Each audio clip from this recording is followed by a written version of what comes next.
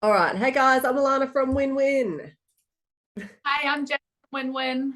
And welcome to today's episode of Insights from three mining recruiters, although we're one down because Lizzie is unfortunately affected with the dreaded COVID. So get better soon, Lizzie. Anyway, as usual, we're going to be going over all of your questions from the week, and there haven't been that many. So obviously, we've been doing a great job at answering your questions. If you've got any, chuck them in the comments below or get in contact with us at info@winwin.com.au where we will answer your questions. All right, the first question that we had this week come in is all about ERMS.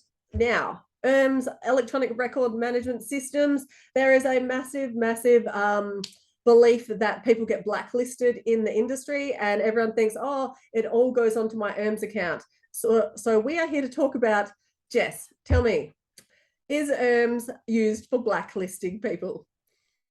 No, it is not. No. No, it is definitely not. So whoever's out there spreading that rumor, please stop doing that. ERMS, I actually got a copy of my ERMS report, which you could get back in the day. I can't remember who it was from, but now I think Cited do them. And basically, it's just a record of you going to and from site, your flights, any jobs that you've applied for, employers and stuff like that. So Jess, what's your knowledge on ERMS and how has this become ERMS is the blacklist thing? I'm not sure. I think people assume because it's a record kind of overall of mining that they assume that's where all the bad stuff gets recorded too. But it's my understanding that it's between individual companies, unless it's something really bad, like a massive incident that's recorded. Generally, yeah, your ERMS is just your basic details of your like logistics, really, your travel, what sites you go to, and what jobs or projects you've been on. There's no record of any incidents or investigations or firings or warnings or any of that. That's all kind of completely separate. That's an HR issue within the company.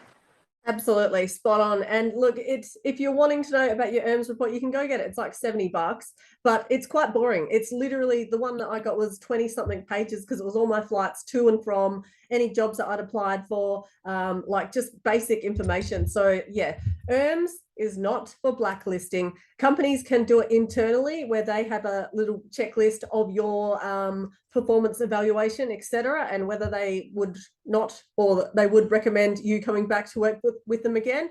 But that's it. ERMS is not for blacklisting. So thanks for that question. All right, Jess, this one here also we got how do you make a relationship work when working FIFO? Now, you used to work FIFO and you were married and your husband was at home. So how did you do it?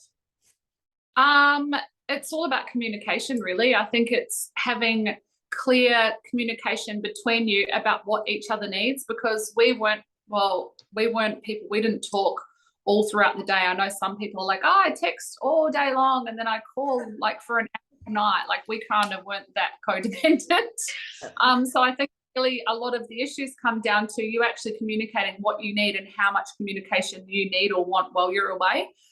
It can be hard at first, but honestly, I loved it. It's awesome. It makes your time together so much more special.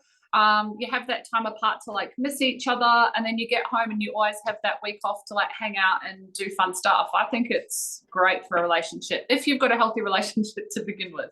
Yeah, I agree 1,000,000%. I did FIFO when my other half was working at home, and then he did FIFO when I was working at home, and I think it's awesome. Like absence Yeah, makes the heart grow fonder, but then again, if you're codependent on your other half and whatever, then it can be like an issue. So yeah, 100% just ring them and like work out how much communication that you need. Like my yeah, other half wanted to talk for 2 hours a day, which I was like, no, been doing the exact same thing for the last 4 weeks when I was doing 401. Like I've got nothing else to yeah, talk about.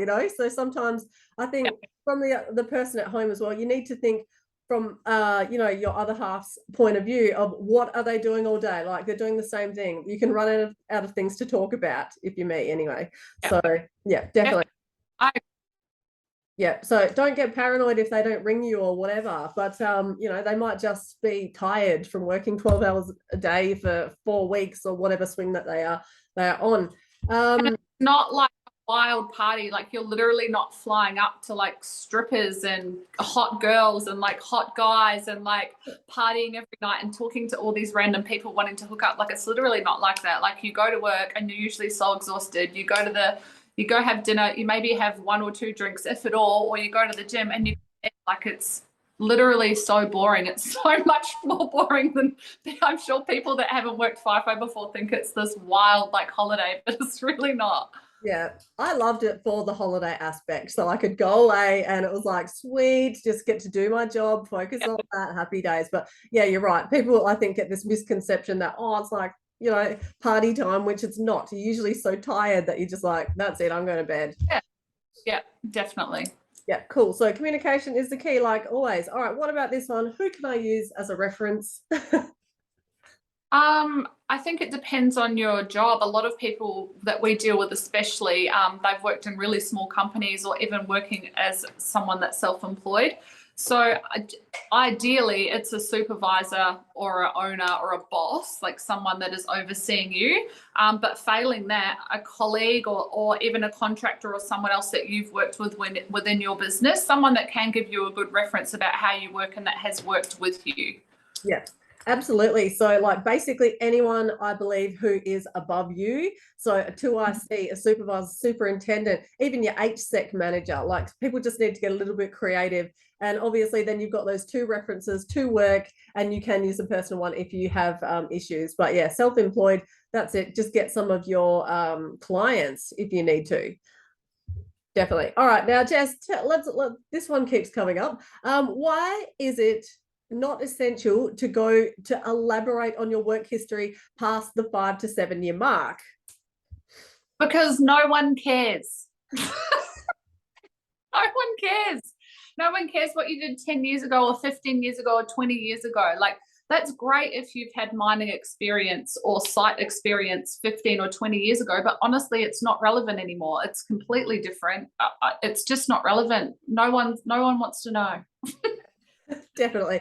Programs change, equipment changes, and things get updated all the time. So apart from the fact that it can completely blow your resume past the allocated 3 to, if not 2 to 3 pages max, yeah, it's just not relevant, people. So you don't need to put that in there. And stay tuned for an upcoming video that I'm doing as well, which is the 9 resume fails that could be costing you your job. So yeah, look, this is a very short insights today. Hopefully you had some great insights. Jess, anything to add? No, that's it. That's really it. I think, yeah, just please don't elaborate past 7 years. Like we don't want to know. Yeah, definitely. And don't hold back when it comes to brutal honesty, Jess. Yeah, no worries. Okay, so thanks for watching. Send in your questions if you've got any, and have an awesome week, and we will go from there. Thanks, Jess. Thanks. Yeah.